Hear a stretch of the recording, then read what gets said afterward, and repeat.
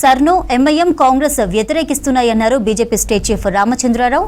దొంగ ఓట్లను తొలగించడం రెండు పార్టీలకు ఇష్టం లేదన్నారు. సర్ను బీహార్ సహా ఇతర రాష్ట్రాల్లో అమలు చేస్తే ఫలితాలు ఏమయ్యాయో చూశామని చెప్పారు. దీన్ దయాల్ పరిశిక్షణ్ అభియాన్ కార్యక్రమంలో పాల్గొన్నారు. దేశానికి యూనిఫామ్ సివిల్ సప్లై చాలా అవసరమన్నారు రామచంద్రరావు. 3 రాష్ట్రాలు దాదాపు దేశంలో యూనిఫామ్ సివిల్ కోడ్ అనేది ఈరోజు అక్కడ అమలు పరుస్తూ ఉన్నారు. చట్టం తీసుకొచ్చారు. అటు ఉత్తరాఖండ్లో, గోవాలో, నిన్న అస్సాంలో కూడా ఈ చట్టాన్ని తీసుకోవడం జరిగింది. మళ్ళీ యూనిఫామ్ సివిల్ కోడ్ అనేది మన ఒక సిద్ధాంతంలో, మన ఒక మేనిఫెస్టోలో భాగం అని. అదేవిధంగా ఆర్టికల్ 370 కూడా మనకు భాగం ఉండే. ఆర్టికల్ 370 రద్దు చేయాలని చెప్పేసి మనం రద్దు చేసినాం. ఎందుకు చేసినాం? ఆర్టికల్ 370 నష్టమైంది అనేది గతంలో మనం చెప్పుకుంటూ వచ్చినాం. ఇప్పుడు యూసీసీ అంటే యూనిఫామ్ సివిల్ కోడ్ కూడా ఎందుకు రావాలి అనే విషయాన్ని కూడా మనం ఈరోజు గుర్తుపెట్టుకోవాల్సిన అవసరం ఉంది. ఇది అవసరము, దేశానికి అవసరము.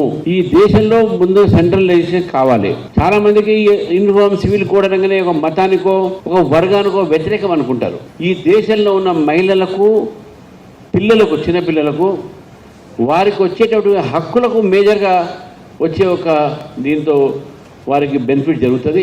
వారికి దీని ఒక లబ్ధి జరుగుతుంది. చాలా మంది చూసాం మనం. ఎస్ఐఆర్ మీద మన మీద దుష్ప్రచారం చేశారు.